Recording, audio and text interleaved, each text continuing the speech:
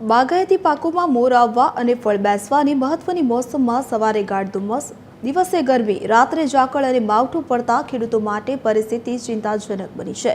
કમોસમી વરસાદે કેરી અને ચીકુના ફ્લાવરિંગને અસર પહોંચાડી છે। જો મોર ખરી પડશે તો ઉત્પાદન પર સીધી અસર થવાની ભીતિ સેવાઈ રહી છે।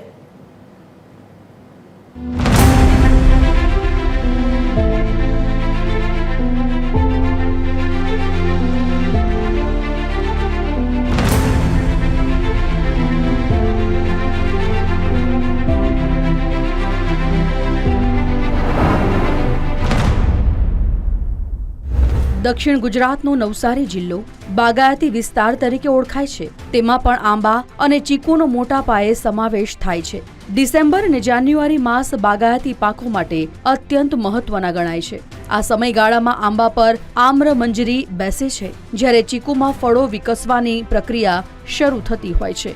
પરંતુ ચાલુ વર્ષે વહેલી સવારે ધુમ્મસ, બપોરે ગરમી અને રાત્રે ઝાકળ પડવાના કારણે ફ્લાવરિંગ પર નકારાત્મક અસર જોવા મળી રહી છે।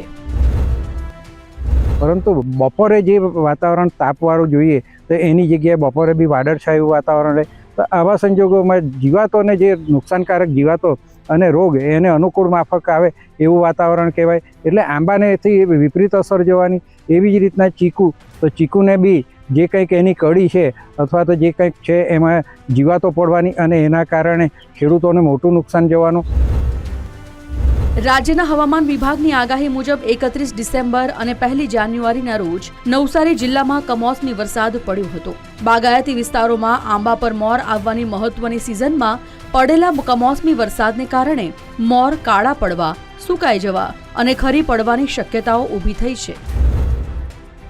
વાદળછાયા વાતાવરણની અંદર કે ધુમ્મસમાં ફૂગ વધારે આવતી હોય છે આંબાની અંદર, પાવડરી મિલ્ડ્યુ, ભૂકી છારો જેને આપણે કહીએ છીએ, તો એના રક્ષણ માટે સલ્ફર પાવડર છાંટી શકાય, યા તો કાર્બન્ડેઝિમ પણ છાંટી શકાય, અથવા તો હેક્ઝાકોનાઝોલ કરીને આવે છે દવાનો છંટકાવ યુનિવર્સિટીની ભલામણ મુજબ ખેડૂત કરે તો એની સામે રક્ષણ પણ ખેડૂતોને મળી શકે અને ફૂગનો ફેલાવો થતો આપણે અટકાવી શકીએ। જો આવી જ રીતે એક બાદ એક માવઠા ચાલુ રહેશે તો કેરી અને ચીકુના પાકને મોટા પાયે નુકસાન થવાની ભીતિ વ્યક્ત કરવામાં આવી રહી છે, જેને લઈને ખેડૂતોને સીધું ભારણ વધશે અને દેવાદાર જેવી સ્થિતિ નિર્માણ થાય તો નવાઈ નહીં। પરિમલ મકવાણા, TV 13 ગુજરાતી, નવસારી।